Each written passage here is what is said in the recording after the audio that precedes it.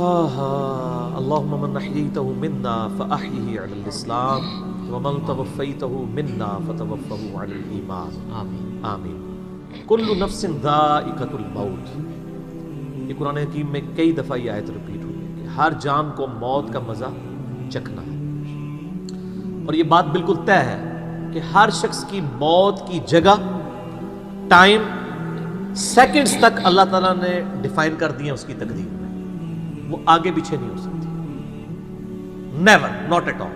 اور یہ جو بخاری مسلم میں آیا نا کہ جو شخص چاہتا ہے کہ اس کی عمر دراز کر دی جائے، اس کے رزق میں فراوانی ہو، وہ اپنے رشتہ داروں کے ساتھ حسن سلوک کرے، تو یہ بھی تقدیر میں لکھا ہوا ہوگا کہ اس کی عمر ہے 60 سال، لیکن یہ اپنے رشتہ داروں کے ساتھ حسن سلوک کرے گا، اللہ تعالیٰ اس کی عمر 70 سال کر دے گا، وہ بھی لکھا ہوگا، وہ 70 ہی ڈیفائن ہوئی ہے، وہ 60 کا 70 بننے کے بعد جو 70 ہے وہ اللہ تعالیٰ نے لکھا ہوا ہے، ٹھیک ہو گیا جی؟ تو یہ اللہ تعالیٰ کے یعنی فیصلے ہیں۔ قرآن حکیم بالکل واضح ہے، سورہ آل عمران میں آتا ہے کہ جب غزوہ احد کے موقع کے اوپر منافقین نے کہا نا کہ ہم نے اپنے بھائیوں کو منع کیا تھا کہ احد کے میدان میں نہ جاؤ ورنہ قتل ہو جاؤ گے، تو اللہ تعالیٰ نے فرمایا اگر ان کی موت کا وقت آ چکا ہوتا یہ خود کھینچے چلے جاتے اپنی مقتل گاہوں کی طرف، یہ اپنے آپ کو روک بھی نہ پاتے۔ پھر سورہ نساء میں آیا کہ تم اپنے آپ کو مضبوط قلعوں میں بھی بند کر لو نا، موت تمہیں وہاں پہ بھی آ کے جائے گی، وہ موت کو آپ ٹال نہیں سکتے، ایک لمحہ نہ آگے ہوگی نہ پیچھے۔ سورہ لقمان کے بالکل اینڈ میں آتا ہے نا کہ 5 علوم اللہ تعالیٰ کے ساتھ خاص ہیں، ان میں ایک ہے کہ کوئی جان نہیں جانتی کہ اس کو کس زمین میں موت آئے گی، ہاں اللہ تعالیٰ وحی کے ذریعے بتا دے، جیسے مسلم شریف میں حدیث ہے نبی صلی اللہ علیہ وآلہ وسلم نے غزوہ بدر سے ایک دن پہلے زمین پہ لکیریں کھینچ دی تھی بدر کے میدان میں، یہاں کل ابو جہل کی لاش ہوگی، یہاں عتبہ کی ہوگی، یہاں امیہ ابن خلف کی ہوگی۔ سر اب آپ عمر سیریز دیکھیں نا، وہاں آپ کو لاشیں پڑی ہوئی نظر بھی آئیں، ٹھیک ہو گیا جی؟ تو یہ آپ صلی اللہ علیہ وآلہ وسلم نے پہلے ڈیفائن کر دی تھی ساری چیزیں، تو یہ اللہ تعالیٰ نے آپ کو وحی کے ذریعے بتایا تھا، اللہ تعالیٰ بتا سکتا ہے اپنے پیغمبر کو، تو واقعی موت کا وقت مقرر ہے، وہ ٹل نہیں سکتا۔ لیکن اس پہ یہ بھی سوال ہوتا ہے کہ اگر کوئی شخص کسی کو قتل کر دے تو پھر اس کا کیا قصور ہے؟ وہ اللہ تعالیٰ کا ایک قانون ہے، اس نے مرنا تو تھا، اس میں کوئی شک نہیں ہے، لیکن دنیا میں اللہ تعالیٰ نے رولز اور ریگولیشن کے ساتھ دنیا کو جوڑا ہوا ہے۔ سورۃ البقرہ میں آیا کہ قصاص میں انسانیت کی زندگی ہے، سورۃ المائدہ میں آیا جس نے ایک جان کو ناحق قتل کیا اس نے پوری انسانیت کو قتل کیا، اور جس نے ایک شخص کی جان بچائی پوری انسانیت کی جان بچائی۔ لہٰذا یہ جو کوئی کسی کو قتل کرے گا تو قرآن میں ہے قصاص کے اندر انسانیت کی زندگی ہے۔ انسانیت 2 چیزوں پہ چل رہی ہے، احترام جان اور احترام مال۔ اگر یہ 2 چیزیں نکل جائیں تو معاشرہ نہیں چل سکتا۔ گوروں کا معاشرہ ہم سے بہتر کیوں ہے؟ بغیر ریلیجن کے بھی احترام جان احترام مال ہے، جسٹس ہے، انصاف ہے، عدالت آزاد ہے، جہاں پہ احترام جان بھی احترام مال بھی ہے۔ سالوں تک وہ ثبوت ڈھونڈتے رہتے ہیں، اس کے بعد بندے کو پکڑتے ہیں، یا بندے پکڑ کے غائب ہو کے مر مرا جاتے ہیں، ان کے رشتہ دار عدالتوں کے چکر کاٹتے رہتے ہیں کہ جی ہمارا بچہ اٹھایا گیا، نہ عدالتوں کو پتہ ہوتا ہے نہ اور کسی کو پتہ ہوتا ہے۔ تو یہ چیزیں تو پھر ظاہر ہے کہ ایک ریونج کریٹ کریں گی نا۔ ہم اس لیے کہتے ہیں عدالتوں کو آزاد ہونا چاہیے، عدالت سے اوپر کوئی نہیں ہونا چاہیے، عدالتیں آزاد ہوں گی باقی سارا سسٹم بہتر ہو جائے گا، ٹھیک ہو گیا؟ تو یہ یعنی اللہ تعالیٰ نے وقت مقرر کر دی ہے، وہ آگے پیچھے نہیں ہوگا۔ اور آپ دیکھتے ہیں کتنے لوگ موت کے منہ سے واپس آ جاتے ہیں۔ حضرت خالد بن ولید رضی اللہ تعالیٰ 100 سے زیادہ مار کے لڑے انہوں نے، اور جب موت کا وقت قریب آیا وہ کہتے ہیں میرے جسم کا کوئی ایک حصہ بھی ایسا نہیں جہاں پہ کسی نیزے یا تلوار کا نشان موجود نہ ہو۔ یہ عمر سیریز میں انہوں نے ان کی موت کا وقت فلمایا ہے، ابو دردہ ان کے پاس بیٹھے ہوئے ہیں اور وہ کہتے ہیں دیکھ لو اگر موت میدان جنگ میں آنی ہوتی نا ابو دردہ تو میرے جسم کا ایک حصہ بھی ایسا نہیں جہاں پہ کوئی زخم نہ ہو، اور میں ایک بوڑھے اونٹ کی طرح بستر مرگ پہ مر رہا ہوں۔ میدان جنگ میں نہیں شہادت ملی، شہادت اتنی آسانی سے نہیں مل جاتی انسان کو، وہ اللہ تعالیٰ جس کے لیے ڈیفائن کرے گا۔ باقی یہ ہے کہ اللہ تعالیٰ نے ان کو ایک فضیلت دی کہ وہ اللہ کی تلوار تھے، ظاہر ہے تلوار تو ٹوٹ نہیں سکتی تھی، تو جو لوگ اللہ کے لیے زندگی گزارے وہ عام حالت میں بھی مرے اللہ تعالیٰ ان کو شہادت کا رتبہ عطا فرما دیتا ہے۔ میدان جنگ میں جانے سے موت نہیں آتی، کتنے لوگ موت کے منہ سے واپس آتے ہیں، اور سر ایئر کریش میں لوگ بچ گئے ہوئے ہیں، اور تو اور چھوڑ دیں جہاں پہ کوئی انسان امیجن نہیں کر سکتا، کئی بم پھٹتے ہیں، بندے مر جاتے ہیں، کسی عورت نے بچہ اٹھایا ہوا ہے، بچہ سیدھا سلامت مل جاتا ہے وہاں سے، یہ اللہ کے فیصلے ہیں کس کے لیے کیا زندگی رکھی ہے. وہ اسی لیے کہا جاتا ہے نا کہ مارنے والے سے جو بچانے والا جو ہے نا وہ بڑا ہے. یعنی وہ ویسے تو مارنے والا بھی اللہ ہی ہوتا ہے، لیکن وہ اس حوالے سے کہا جاتا ہے کہ دنیا میں اگر کوئی سمجھتا ہے نا کسی شخص کو مار سکتا ہے تو، اور اگر اللہ نے اس کی موت نہیں لکھی ہوئی تو نہیں ہے. موت انسان کی زندگی کی حفاظت کرتی ہے سر. میری سب سے بڑی محافظ میری موت ہے. اگر میری موت لکھی ہوئی ہے نا 2050 کے اندر، پوری دنیا مل کے بھی مجھے 2049 میں بھی نہیں مار سکتی.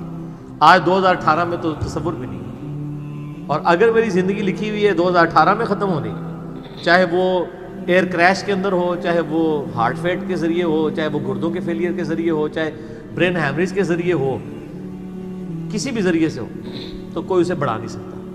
دیکھ لینا آپ پچھلے دنوں کتنا بڑا ایک واقعہ ہوا ہے. یعنی ہمارے پاکستان میں 3 ٹائمز جو پرائم منسٹر رہے ہیں نواز شریف صاحب، ان کی بیوی 1 سال سے زیادہ وینٹیلیٹر کے اوپر رہی ہے. ان کے پاس پیسے کی کوئی کمی تھی؟ علاج کرانے کا کوئی ایشو تھا؟ سب کچھ کروایا، بچا سکے؟ نہیں. غریب آدمی تو کہتا ہے پیسے ہوتے تھے شاید بچ ہی جاتا. سر جن کے پاس پیسے ہیں وہ بچا کے بتاتے ہیں. موت کا وقت لکھا ہوا ہے سر، کوئی نہیں ٹال سکتا. صرف پیغمبر کے بارے میں بخاری مسلم میں آتا ہے، عائشہ کہتی ہیں کہ نبی صلی اللہ علیہ وآلہ وسلم فرمایا تھا کہ اللہ تعالیٰ انسان جو پیغمبر ہوتا ہے نا اس کے اوپر یہ آپشن رکھتا ہے کہ وہ چاہے تو ہمیشہ کے لیے زندہ رہے، چاہے اسے موت آ جائے. پیغمبر کے علاوہ کسی اور کے لیے یہ فضیلت نہیں ہے. اور کہتی ہیں کہ بخاری مسلم دونوں میں نے وفات النبی پہ مسئلہ 163 بھی ریکارڈ کروایا، اس میں نے بتایا تھا کہ عائشہ کہتی ہیں نبی صلی اللہ علیہ وآلہ وسلم اپنے موت کے وقت بار بار اوپر سر مبارک یعنی اٹھاتے تھے اور کہتے تھے اللہم الرفیق الاعلیٰ. تو کہتی ہیں میں نے جان لیا کہ حضور اپنی صحت مند زمانے میں کہا کرتے تھے کہ موت کے وقت نبی کے اوپر پیش کیا جاتا ہے، چاہے تو وہ دنیا میں رہے چاہے اسے موت آ جائے. تو مجھے لگتا ہے کہ نبی علیہ السلام پہ اس وقت آفر وہ پیش کی جا رہی ہے اور آپ کہہ رہے ہیں اللہ مجھے رفیق الاعلیٰ کے ساتھ ملا لے. تو میں نے کہا مجھے اب پتہ چل گیا کہ آپ صلی اللہ علیہ وسلم کو یعنی وفات ہو جائے گی آپ کی. یہ نبی کے لیے خاص ہے اور کسی کو کوئی آپشن نہیں ملتا. وہ بخاری مسلم میں موجود ہے نا حدیث، حضرت موسیٰ علیہ السلام کے پاس حضرت اسرائیل علیہ السلام. اسرائیل کا لفظ تو یعنی تفسیر طبری میں اور یہودیوں کے ہاں ملتا ہے، یہ بنی اہل سنت کے ہاں بھی رناؤنڈ ہے. اصل میں لفظ ہے ملک الموت. دونوں لفظ ٹھیک ہے. ملک الموت علیہ السلام حضرت موسیٰ علیہ السلام کے پاس گئے، انہوں نے آگے سے تھپڑ مار دیا، ان کی آنکھ نکل گئی، انسانی شکل میں آئے تھے. تو وہ اللہ تعالیٰ کے پاس شکایت لے کے گئے کہ تو مجھے اس شخص کے پاس بھیج رہا ہے کہ جو مرنا نہیں چاہتا. اللہ تعالیٰ نے فرمایا اس کو جا کے کہو کہ تم جو ہے وہ بیل کی پشت کے اوپر ہاتھ رکھو، تمہارے ہاتھ کے نیچے جتنے بال آ جائیں گے نا اتنے سال بھی زندگی تمہاری اور بڑھا دی جائے، سینکڑوں سال. تو حضرت موسیٰ نے کہا اس کے بعد ان کا اس کے بعد موت. کل نفس ذائقۃ الموت، موت تو سب کو آنی ہے، ایک ہی ہے جسے موت نہیں آنی. یا حی یا قیوم برحمتک استغیث، اے خود سے زندہ اور ہر چیز کو تھامنے والے،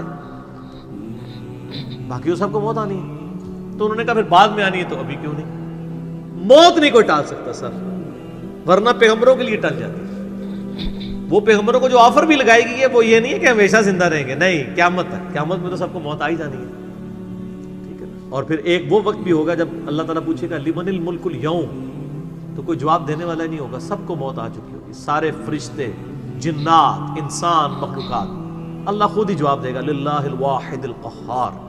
سورہ المومن میں آتا ہے آج کے دن اس واحد قہار کی حکومت ہے. پھر اللہ تعالیٰ پوچھے گا کہاں ہے آج وہ جابر حکمران، بڑے بڑے بادشاہ کدھر ہیں؟ تو اللہ کے لیے کوئی مسئلہ ہے کسی کو یعنی پلک جھپکنے میں مسل دینا؟ تو موت اللہ تعالیٰ نے ڈیفائن کی. اور موت کیا، آپ کو جو تکلیفیں پہنچتی ہیں سر وہ بھی ڈیفائنڈ ہے. قرآن میں وَلَنَبْلُوَنَّكُمْ بِشَيْءٍ مِّنَ الْخَوْفِ وَالْجُوعِ وَالنَّقْصِ مِّنَ الْأَمْوَالِ وَالْأَنفُسِ وَالثَّمَرَاتِ. ہم ضرور تمہیں آزمائیں گے تھوڑے سے خوف سے، بھوک سے، جان اور مال میں نقصان سے. پھر چیک کریں گے کون ہے صبر کرنے والا. اور جو صبر کرنے والا ہے اذا اصابتهم مصیبۃ قالوا انا للہ وانا الیہ راجعون. تو پھر ان لوگوں کے ساتھ اللہ تعالیٰ ہوتا ہے جو کہتے ہیں ہم بھی اللہ کی طرف سے آئے تھے، اللہ کی طرف چلے جائیں گے، یہ تکلیف بھی آئی تھی الٹیمیٹلی تو چلی جائے گی نا. ان اللہ مع الصابرین، اللہ تعالیٰ صبر کرنے والوں کے ساتھ ہے. اس حوالے سے ایک آیت قرآن حکیم کی بڑی کریٹیکل ہے، مجھے ضمناً یاد آ گئی، سورہ الحدید کے اندر ہے.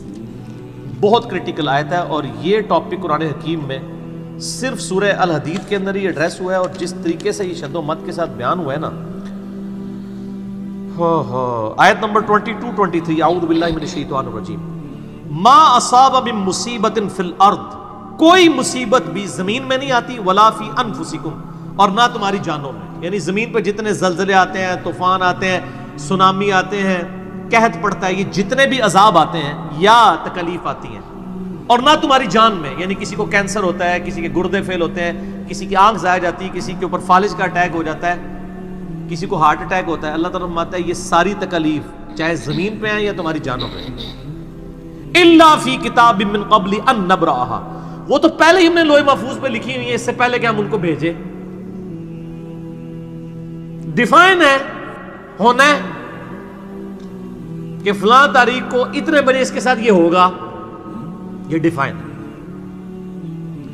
ان ذالک علی اللہ یسیر، بے شک یہ اللہ کے لیے بہت آسان ہے، ٹینشن نہیں لینی کہ یار یہ کیسے ہو سکتا ہے کہ پہلے ہی پتا ہو، اربوں انسانوں کے ساتھ اربوں واقعات، اور صرف انسان نہیں باقی مخلوقات کے ساتھ، اللہ فرماتا ہے میرے لیے تو آسان ہے، لیکن اس کی ریزن بتائیے کیوں ہے، لِكَيْ لَا تَأْسَوْا عَلَى مَا فَاتَكُمْ، یہ ہم نے اس لیے کیا تاکہ جو تم سے بات، جو نعمت تم سے چھن جائے تم اس کے اوپر افسوس نہ کرو، وَلَا تَفْرَحُوا بِمَا آتَاكُمْ، اور نہ تم شیخی بگاڑو جو تمہیں نعمت ملے اس کے اوپر، اچھائی ملے تو یہ نہ کہو بڑا میرا کمال ہے، وہ تقدیر میں تھی، ملنی تھی، اور اگر کوئی چیز چھن جائے تو افسوس نہ کرو، واللہ لا يحب كل مختال فخور، اللہ تعالیٰ کو شیخی بگاڑنے والے پسند نہیں ہے۔ یہ آیت نمبر 22-23 بتا رہی ہے سورۃ الحدید کی کہ زمین و آسمان پہ جتنی بھی تکلیف انسانوں پر، جنات پر، جانوروں پر آتی ہیں وہ ڈیفائنڈ ہے، اور انہی تکلیف میں سے ایک بڑی تکلیف موت ہے،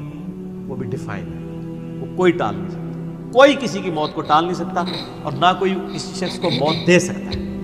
آپ دیکھیں لوگوں نے کتنی ایفرٹس کی ہیں، خود ہمارے نبی صلی اللہ علیہ وآلہ وسلم پہ کس قسم کی ایفرٹس کی گئی ہیں، اللہ تعالیٰ نے آپ کو کس طریقے سے مکے سے نکال کے مدینے تک پہنچا دیا، اور وہ بخاری مسلم میں بڑی مشہور حدیث ہے، آپ تو صرف درخت کے نیچے آرام کر رہے تھے، تلوار سائیڈ پہ لٹکائی ہوئی تھی،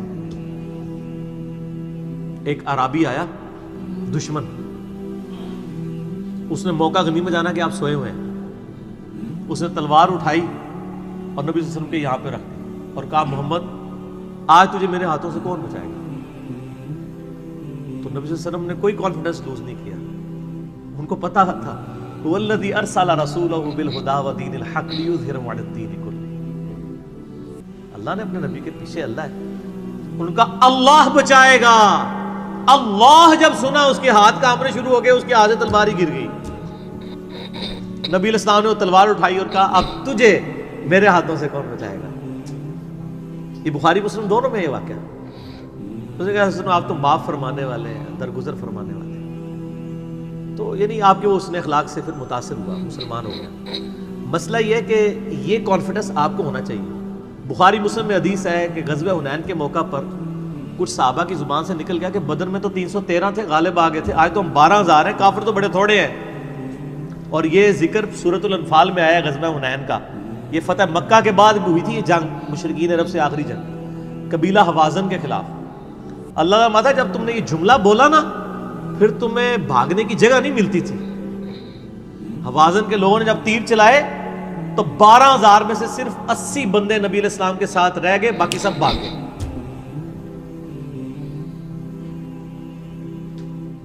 اور صحابہ کہتے ہیں، بخاری مسلم کے الفاظ ہیں، میں نے حضور کی معجزات والا جو لیکچر دیا ہے مسئلہ 131 ABCD اس میں بتایا کہ نبی علیہ السلام اکیلے آگے جا رہے ہیں، انا النبی لا کذب انا ابن عبد المطلب، میں نبی ہوں اس میں کوئی شک نہیں ہے، اور میں عبد المطلب کا بیٹا ہوں۔ یہ رڈز پڑھتے ہوئے آپ صلی اللہ علیہ وسلم اکیلے آگے جا رہے ہیں، اور آپ صلی اللہ علیہ وسلم نے زمین سے یوں مٹھی بھری کنکریوں کی اور یوں کافروں کی طرف، اور فرمایا چہرے مسخ ہو جائیں، آنکھیں اندھی ہو جائیں، اور سب کی ہو گئی، مسلمانوں کو فتح ہو گئی، اور اسی کا ذکر ہے وما رمیت اذ رمیت ولکن اللہ رمی، اے نبی جو آپ نے کنکریاں پھینکی تھی وہ آپ نے نہیں پھینکی تھی، وہ اللہ نے پھینکی تھی، یعنی اللہ کا پیچھے ڈیوائن ڈیسیژن تھا۔ تو کافروں کے خلاف فتح ہو گئی مسلم، یعنی نبی علیہ السلام کا کانفیڈنس لیول یہ تھا کہ اکیلے جا رہے ہیں، یہ نہیں دیکھ رہے کہ ہزاروں لوگ میرا ساتھ چھوڑ گئے ہیں، اکیلے فرنٹ سے لیڈ کر رہے ہیں. تو جن لوگوں کو یعنی اللہ پر یقین ہوتا ہے نا، ان کی یہی حالت ہوتی ہے، اور یہی صحابہ کرام کا یعنی یقین کامل تھا. اس لیے آپ دیکھیں نا، آپ عمر سیریز میں دیکھیں گے حضرت خالد ابن ولید جنگ یمامہ میں جب مسلمانوں کو شکست ہونے لگتی ہے اکیلے آگے جاتے ہیں. جنگ یرموک میں بھی ایسے ہی کرتے ہیں. تو جن کو اعتماد ہوتا ہے نا وہ پھر فرنٹ سے لیڈ کرتے ہیں کہ موت ٹال نہیں سکتی. موت کیا، تکلیف بھی جو آپ کو پہنچنی ہے، اور سر اسی کے ساتھ آپ زندگی گزار سکتے ہیں. اس کے بغیر آپ زندگی نہیں گزار سکتے، کڑ کڑ کے مر جائیں گے. آپ کس چیز کو کیٹر فور کر سکتے ہیں؟ ہم یقین کریں صبح سکول بچوں کو بھیجتے ہیں تو دعائیں پڑھتے رہتے ہیں. کیا ہو سکتا ہے؟ ایکسیڈنٹ ہو سکتا ہے، وہاں پہ بچہ جھولے سے گر سکتا ہے، کسی کی ہڈی ٹوٹ سکتی ہے، کان پٹی پہ لگ جائے ڈیتھ ہو سکتی ہے. یار اتنی چیزوں کو کون کاؤنٹر فار کر سکتا ہے؟ اللہ. تو اللہ پہ توکل کریں، اور جب تکلیف آ جائے انا للہ و انا الیہ راجعون.